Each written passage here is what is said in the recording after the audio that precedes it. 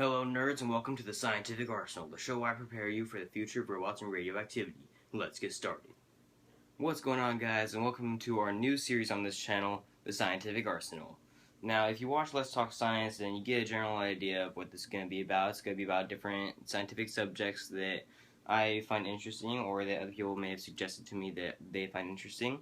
But mostly it's not common subjects, it's just kind of subjects that people don't really touch on that much, such as carnivorous plants, or, well, everyone in the history of the world has touched on artificial intelligence, I'm sure, so that's not really original, but still. But this show is going to be a little bit different, because not only am I going to be touching on those subjects, I'm also going to be preparing you guys in case those subjects tend to become the dominant species of this world. For example, if the carnivorous plants are genetically mutated into large beasts, then I'll prepare you guys on how to protect yourselves against that. Or if artificial intelligence does take over in 2040, like one of the inventors and the theorists and whatever he was called, I can't remember his name right now because it was a long time ago, if he was right in that uprising of the machines is going to come, then I'll prepare you guys on how to take down the artificial intelligent robots and other stuff like that. So that's basically what this channel is going to be about. Not this channel, my bad. This series is going to be about. I'm going to be teaching you different strategies and different ways you can defend yourself against the dangerous things that science has in store. Now, this first episode, I'm not going to really be explaining a whole lot of survival guide stuff. It's basically just going to be an introduction to the series. I'm going to be talking a little bit about why scientists make stupid decisions sometimes, because, well, we'll get into that later. So, first of all, I have a few things to say. This series is going to be posted on Wednesdays. I decided I was going to post an episode last Sunday. I know I told you guys it was going to be out on Sunday, but that was the day after 4th of July, and I didn't realize how tired I'd be after the 4th of July because I went to a big party, and I didn't feel like recording on Sunday. So I was like, you know what, I'm just going to record on Wednesday, I'll be fine. So that's what I did. Actually, today's Tuesday, but I'm recording, this will be up tomorrow on Wednesday. So you guys won't see until, this, okay, simpler words, this is all good, every Scientific Arsenal is going to be posted on Wednesdays. That's it. That's just all I'm trying to say. And as far as the gaming channel goes, I did have a series on there called Storytime with Black Blaze, where I was reading the Tales of Tamriel, this book I got at Barnes & Noble, but it wasn't getting good feedback, probably because it's a really small channel and I only have 2 subscribers on it. And also because I didn't find it very interesting. It was a cool book, I liked the idea, and I probably will read it on my own, but I didn't feel like it would get a lot of attention, I didn't feel like it'd do much for the channel, so I kind of canceled that series. I'm probably going to delete the first episode. If you guys do want to keep it, if you guys do want me to stick with that episode, and you want me to continue that series and finish the rest of the book, be sure to comment down on this video, on my Let's Talk Science videos, or on my Black Blaze, that episode or my introduction. Just comment anywhere. Or you can message me on Twitter and do all that kind of stuff, and then I'll keep the series going if you guys want me to. But if you don't want me to, I do have some other ideas I can run on that channel. I still want to do story time, so I'm going to be reading different stories. I'm going to be making my own stories I want to tell you guys about. But that's all on the gaming channel. Right now we're back to the science channel. So today we're talking about scientists. And I know that most people think that scientists aren't specifically dangerous, but they can be without knowing it. Now, you're probably all gonna hate me for this. I haven't seen the Jurassic Park movies before last week because a friend of mine came over to my house and we were talking about he wanted to go see the new Jurassic World. I want to see it now too, but I told him I'd never seen the Jurassic Park movies, and he got freaked out and made me go buy them and watch them. So we watched the first 2 movies. I still haven't seen the third one. I need to watch that one. I might watch after this. I'm not sure, but. In watching those movies, I learned a lot, and it's really, really interesting. Those are amazing movies. You guys should go watch them if you haven't seen them, or even if you have seen them, go watch them again because they're really cool. I like them. So I actually probably am going to watch the third one after this, knowing me, but I still need to go watch Jurassic World. Okay, we're getting off topic. Anyway, I was talking about what the scientists today try to recreate Jurassic World or Jurassic Park and try to bring back the dinosaurs and try to bring hybrids of the dinosaurs, and they try to revive all kinds of stuff like that. And then Evan told me, Evan's my friend, if you guys have known him, you've probably seen him before. He's the one that suggested the cloning episode. He's the one that was supposed to be reading the story with me, if you guys saw the episode on that and all that kind of stuff. But anyway, he suggested to me, or he did not suggest to me, he told me that no scientist would be stupid enough to make dinosaurs and revive them and bring them back to our world and do all that kind of stuff and remake Jurassic Park because that's just stupid, and they know that the world's gonna fall into chaos if there's dinosaurs in it. The problem with that is it's already happening. Scientists are already bringing back the dinosaurs, in a sense. Now, I'm sure you guys have heard about this before, plus I talked about it in my cloning episode if you guys saw it. There are scientists that are trying to revive the woolly mammoth because they found DNA in a glacier of a woolly mammoth, and they think they can clone it and bring it back to life and revive the species. First of all, why? What is the point of reviving a woolly mammoth? There is absolutely no purpose to it besides research. I mean, sure, they can learn a little bit about it, but they've already learned as much as they need to learn about it from what we already know, from what we've gathered about elephants and how they evolved and how big the woolly mammoths could have been compared to the rest of the... Just from learning about evolutionary theory, there's enough we need to know about woolly mammoths. We don't need to revive one. What is the absolute... There's no point. There's no agricultural bonus you can get from woolly mammoths. They don't have any production value. You can't breed them, and I don't think their meat's that good. It's basically like eating elephant meat but bigger. I'm pretty sure elephant meat's not good.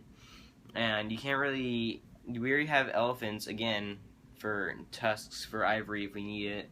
We don't need mammoths for that. You can't you can't shear them, you can't take their hair for anything. There's absolutely no purpose to have a woolly mammoth alive. So the scientists are trying to bring back these woolly mammoths, and they're trying to see if it's possible. And I don't think that it's a very smart idea. I know it's more than likely possible.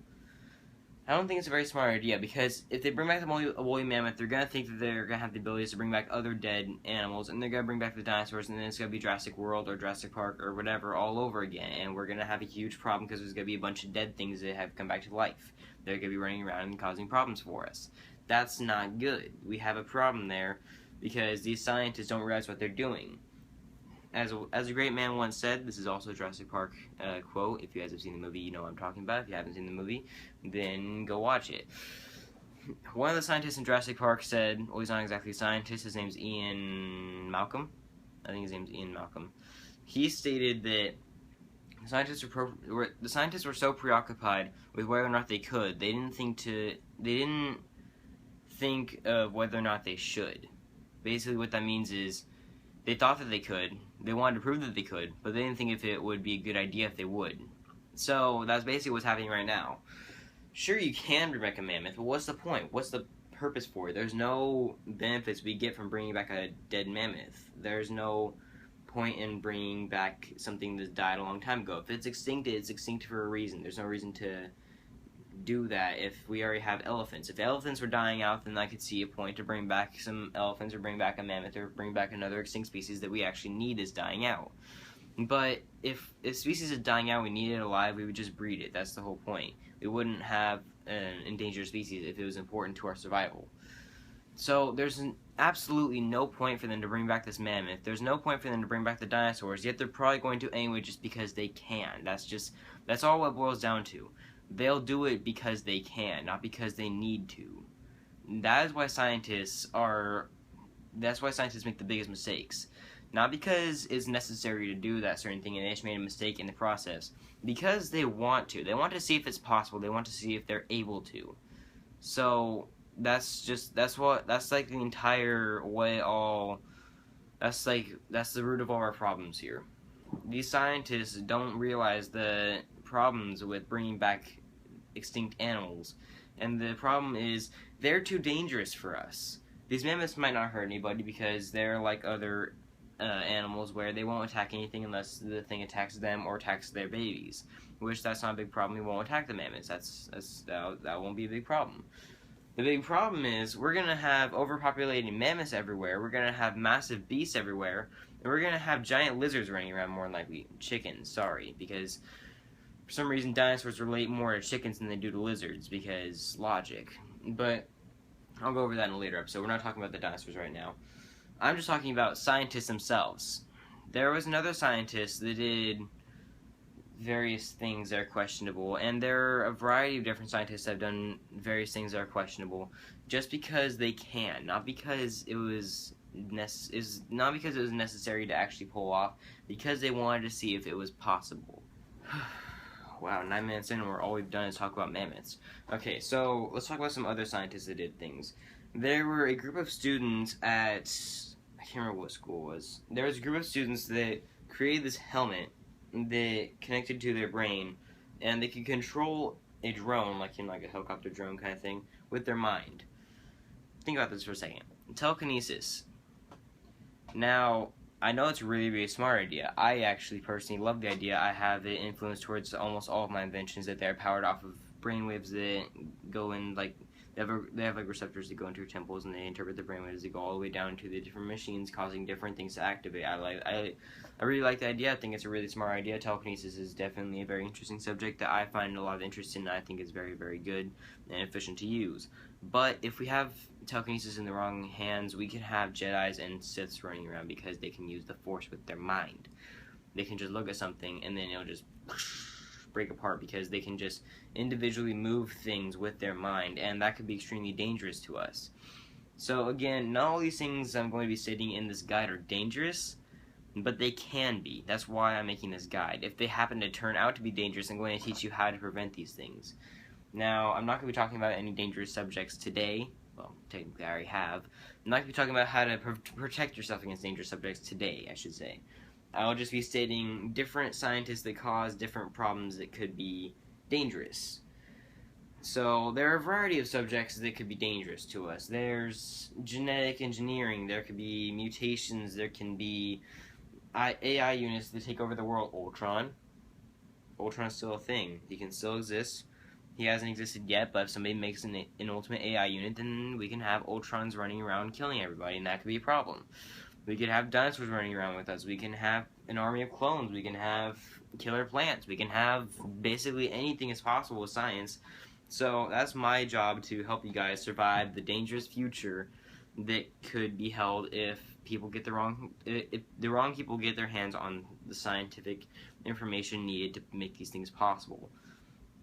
Now, that is basically what I'm going to be using this guide for, just to help you guys out, to give you guys a general idea, and to help you guys survive the dangerous world of robots and radioactivity, like I said in the intro. Radioactivity is another thing. I didn't even think of that. But anyway, guys, it's kind of a mouthful. I'll let you guys all settle in with that, decide whether or not you like the series. Be sure to put recommendations down in the comments, as usual, for both this series and my Let's Talk Science series, because we'll actually have the next 2 weeks of Let's Talk Science all settled out. I'm going to be posting that episode on Saturdays. These episodes will be on Wednesdays. Hope you guys like it. Go to my gaming channel. Suggest different things I can do on that channel. I'm going to have top 10s. I'm going to have theories. I'm going to have story times. I'm going to have different things like that. I'm going to have speculations. I'm going to have overviews of games. I might have Let's Plays eventually if I can never get my recorder to work.